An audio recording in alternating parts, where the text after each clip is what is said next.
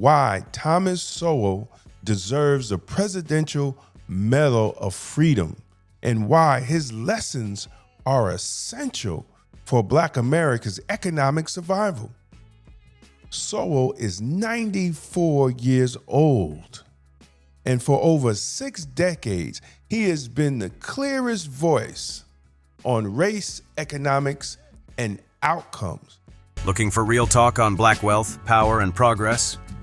Tune into The Black Economy with Damon K. Jones, only on Black Westchester magazine, where truth meets strategy and Black dollars make sense. Peace and blessings, everybody. This is Damon K. Jones here, and this is Black Westchester magazine, blackwestchester.com, the news with the Black point of view. And tonight's show, as you know, is the Black Economy. And today we're talking about why Thomas Sowell deserves the Presidential Medal of Freedom and why his lessons are essential for Black America's economic survival. Sowell is 94 years old, and for over 6 decades, he has been the clearest voice on race, economics, and outcomes.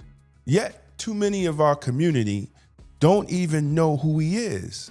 And we're going to fix that tonight, brothers and sisters. Sowell told us that dependence, whether under slavery or welfare, was always a form of control. He warned us that welfare programs didn't lift people out of poverty. They locked them in poverty. And people vote for you when they think that they can depend on you, when they are dependent on you. To the extent that people become self-reliant and can feel they're perfectly capable of taking care of themselves, to that extent do you lose your hold on their votes. That's kind of a harsh generality, isn't it? Because a lot of people who really are philanthropically minded are in favor of the kind of thing that is generally understood as charitable intercession, isn't it? Yes, there are people who are professional politicians who simply look at the bottom line and where the votes go. There are other people who sincerely believe that if they will hand out things here and there, that this will in fact benefit people. Again, looking at your point is it doesn't. It doesn't. I haven't been able to find a single country in the world where the policies that are being advocated for blacks in the United States have lifted any people out of poverty. I've seen many examples around the world of people who began in poverty and ended in affluence. Not one of them has followed any pattern at all like what is being advocated for blacks in the United States. Now, family, think about that. He said decades ago, and today we see the same trap. More spending, more dependency, but no wealth and no ownership. Black people make up 15% of the total population of America, and we only have less than 5% of the total businesses.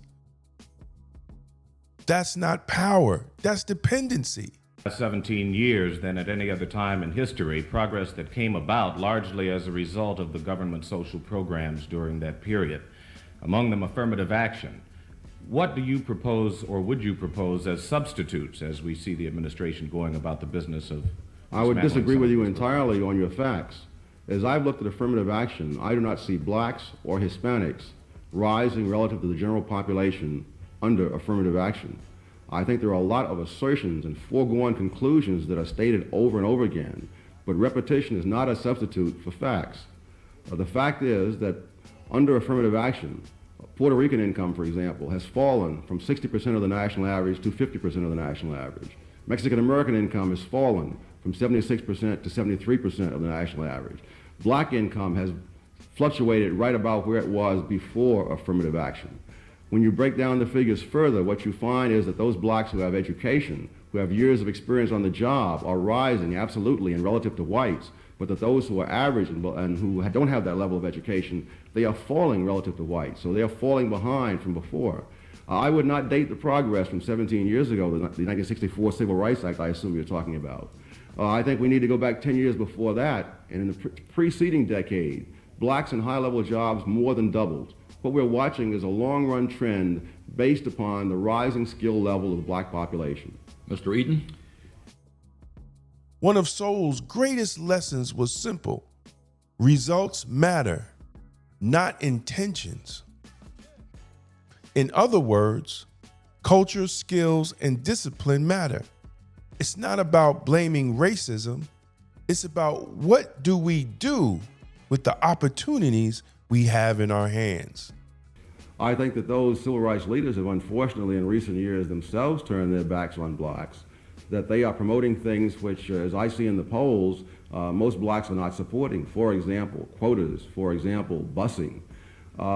They're following what the white liberals are saying and not what the black community is saying as I read the polls and as I go around the country and talk to people in black communities. Thank you much.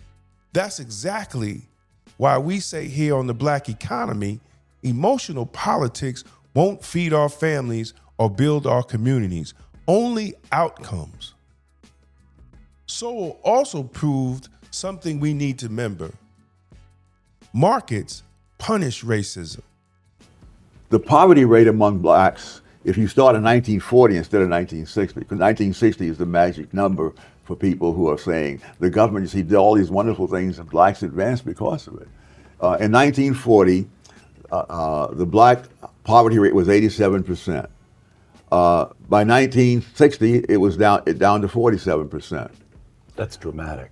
But from 1960 to 1970, it went down to 30%. And in 1970, affirmative action was now in place. It went down to 29%. So in the 20 years prior to 1960s, the black poverty rate went down by 40 points. And in the 20 years after 1960, it went down by 18 points. But again, you have the same thing you had with what was the Ralph Nader effect, you see. You started in 1960, you missed this. So, you missed all of that. So you've got in this book, this is a point you make again and again in the section on racial fallacies, that I started thinking of it, I don't think you use these terms, but this is not an original thought with me. I started thinking of it as a hidden century of black progress. Yes. From emancipation with the end of the Civil War through to 1965, let's say, the Civil Rights Act of 1964, 65, through the mid-60s, you've got a century, and you argue black educational attainment rises. Yes. Black poverty rate drops dramatically. Yeah. And these are people who started with no property, overwhelmingly illiterate. This is from the moment, the year zero in 1865 for African Americans. And they climb, and the other point that you make at a number of places is that the black family is overwhelmingly intact. Yes. Right up to 1960, most black, go ahead, explain that. And not only do people take credit for things that were not their doing, they overlook the negative things that came in after the 1960s as a result of policy. In 1940, 17% of black children were raised in single-parent homes. 17%. 17. At the end, I forget the exact date in the 20th century, but after these wonderful reforms were put in, that quadrupled to 68% of black children were being raised in single-parent homes. And here's the painful truth. Everything Sowell warned us about came true. Family, look at today's unemployment, failing schools, lack of ownership. Sowell gave us the blueprint, but too often we ignored this man. As publisher of Black Westchester magazine, I support 100%. Thomas Sowell deserves the Presidential Medal of Freedom, not for just what he wrote, but for what he had taught us. Outcomes over emotions, ownership over dependency, and excellence over excuses. This isn't just about honoring one man, it's about taking his lessons seriously so the black economy can finally move from consumer to owner, from dependent to independent. Family,